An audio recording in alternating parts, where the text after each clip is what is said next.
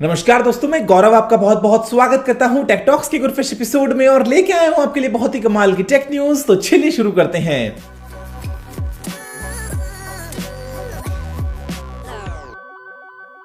दोस्तों यहां पे जो सबसे पहला अपडेट है वो आ रहा है कैनन की तरफ से और कैनन ने इंडिया में 3 नए कैमरास को लॉन्च कर दिया है जो कि है कैनन EOS 800D, 77D और एक मिररलेस कैमरा कैनन M6। दोस्तों अच्छी बात यह है कि ये जो कैमरास थे ये कुछ ही दिनों पहले बाहर लॉन्च किए गए थे यूएस में और बहुत जल्दी इंडिया में आ गए हैं। जो प्राइस है वो शुरू होती है 56,995 से और ये दोस्तों जाती है 89,995 तक। तो अच्छी बात है, अगर आपको एक नया कैमरा परचेज करना है इस प्राइस रेंज में तो आप वो कर सकते हैं, क्योंकि यहां पे दोस्तों आपको जो कैनन की ड्यूअल पिक्सल टेक्नोलॉजी है जो कैनन यूज करता था पहले कैनन 80D में, 70D में, उसके अलावा कैनन 5D Mark IV वगैरह में, तो उसका सपोर्ट भी मिलता है जहां पे आप वीडियोस में सुपर फास्ट ऑटो फोकस कर पाएंगे। तो अच्छा ऑप्शन है अगर आपको इस रेंज में एक कैमरा परचेज करना है।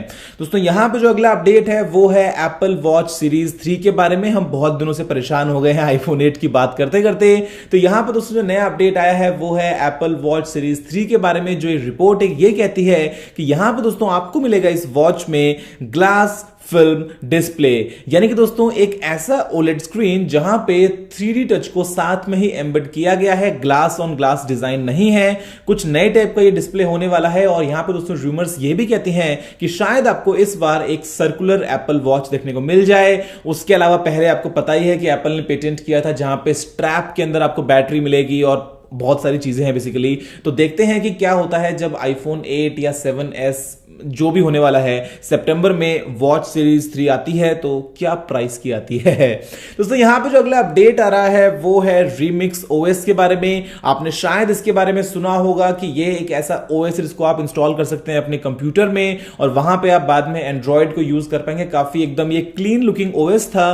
तो यहां पे दोस्तों अब जो रीमिक्स OS है मोबाइल फोन्स के लिए, अगर आप बेसिकली कस्टम ROM है उसको अगर आप इंस्टॉल करते हैं तो आपको मिलेगा विंडोज 10 जैसा मिलता था कंटिन्यूम का सपोर्ट, वैसा ही ऑप्शन कि जब आप अपने फोन को कनेक्ट करेंगे अपने किसी भी लैपटॉप से, टीवी से या फिर बेसिकली किसी भी स्क्रीन से, तो उसके बाद में आप उस फुल स्क्रीन पे, अपने बड़े स्क्रीन पे एंड्रॉइड का मजा उठा पाएंगे। आप मतलब उस फोन को एक तरीके से पीसी की तरह काम में ले पाएंगे। तो ये कस्टम ROM है, अगर आपको इंस्टॉल करनी है, अगर आपके फोन को ये सपोर्ट करता है बेसिकली, यहां पे अगर आपका फोन लिस्ट में है तो आप इसको फ्लैश कर सकते हैं। लेकिन यहां पे प्रॉब्लम यह है कि आपको गूगल प्ले सर्विसेज अलग से इंस्टॉल करनी पड़ेंगी।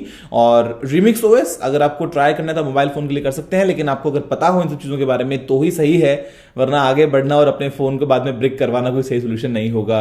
दोस्तों यहां पे जो अगला अपडेट है वो आता है रशिया की तरफ से और रशिया ने लॉन्च कर दिया एक रॉकेट सक्सेसफुली जो कि जाएगा इंटरनेशनल स्पेस स्टेशन और वहां पे दोस्तों ये अपने साथ में लेके जा रहा है कुछ खाना और उसके अलावा कुछ इक्विपमेंट्स। इससे पहले इस रॉकेट को दिसंबर में लॉन्च किया गया था लेकिन ये दोस्तों हो गया था क्रैश। आज तक बहुत बार इसको लॉन्च किया जा चुका है, करीब 22 बार ये क्रैश हुआ है और 700 से ऊपर जो है वो सक्सेसफुल लॉन्चेस रहे हैं। तो देखते हैं कि ये जाएगा ISS पे लेके अपना कुछ जरूरी सामान और वहां पे कब तक पहुंच जाएगा। लेकिन यहां पे दोस्तों हुआ क्या कि जो SpaceX ने अपना Falcon 9 लॉन्च किया था जहां पे उसके पास में भी कुछ अपना सामान था इंपॉर्टेंट ISS पे पहुंचाने के लिए, तो वो दोस्तों मिशन जो था उसमें थोड़ी सी प्रॉब्लम आ गई है।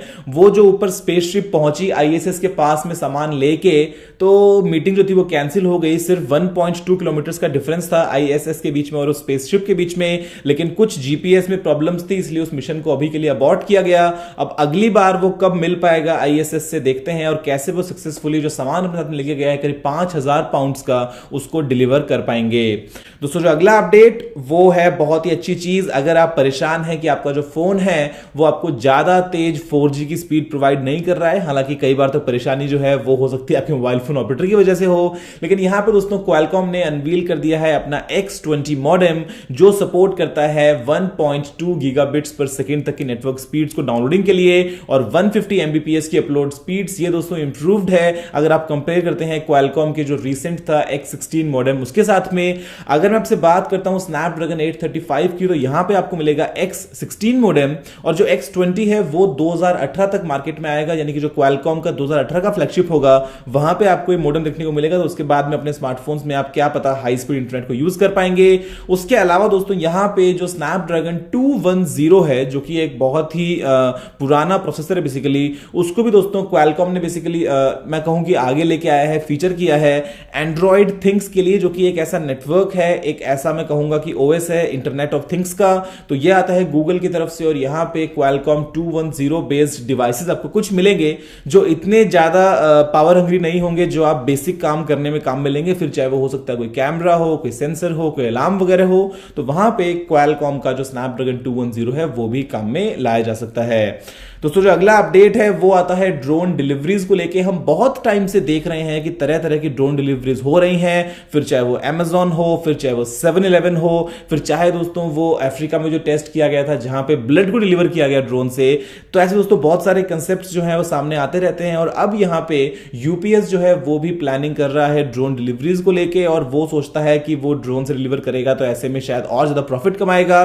Amazon का आपको याद होगा कि Amazon ने एक पेटेंट भी इवन रखा था जहां पे एक आकाश में ही वेयरहाउस होगा और वो जो वेयरहाउस है वहां पे जो सामान होगा, जो उड़ता फिरता एक वेयरहाउस होगा, वहां से ड्रोन्स नीचे जो लोकल सिटी है वहां पे जाके डिलीवरी कर देंगे। तो कंसेप्ट बड़ा ही कमाल का है, फ्यूचर बहुत ही एक्साइटिंग है और देखते हैं कि हमें ये सभी चीजें प्रैक्टिकली कब होती हुई दिखाई देती हैं। दोस्तों जो अगला अपडेट है वो थोड़ी सी सैड न्यूज है। अगर आपने कल सपने बुन लिए थे कि इंडिया में आएगा नोट 7 रिफर्बिश्ड सस्ते वाला, हम ले लेंगे, मजे कर लेंगे, तो यहां पे दोस्तों सैमसंग इंडिया ने इस रिपोर्ट को कर दिया है डिक्लाइन। बोलते हैं कि ऐसा कोई भी प्लान नहीं है कि इंडिया में नोट 7 आएगा। लीक था एक कि कोरिया की एक एजेंसी ने बताया था कि सैमसंग ऐसी प्लानिंग कर रहा है इंडोनेशिया और इंडिया वगैरह में ऐसे फोन्स को लॉन्च करने का। अब क्या पता आगे चल के चीज चेंज भी हो जाए, लेकिन फिलहाल के लिए तो सैमसंग यही बोलता है कि हमारा नोट 7 का इंडिया में लेके आने का कोई भी प्लान नहीं है।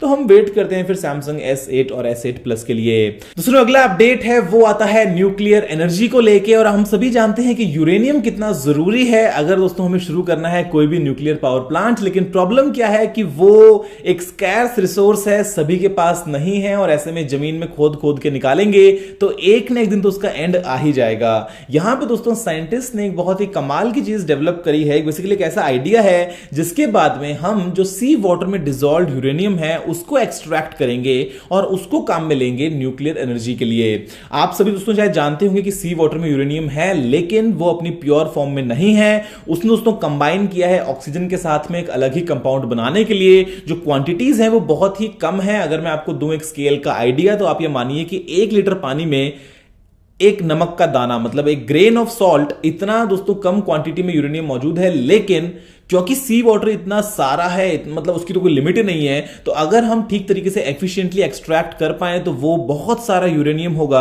जिसको हम हमारे बेनिफिट्स के लिए काम में ले पाएंगे। तो साइंटिस्ट कुछ ऐसी ही एक चीज लेके आए हैं। दोस्तों यहां पे जो अगला अपडेट है वो है फ्लेक्स डेक्स के बारे में। ये एक ऐसी रोबोटिक आर्म है जिससे की जा सकती है सर्जरीज मिनिमल इन्वेजन के साथ में। जो प्राइस है वो है सिर्फ $500।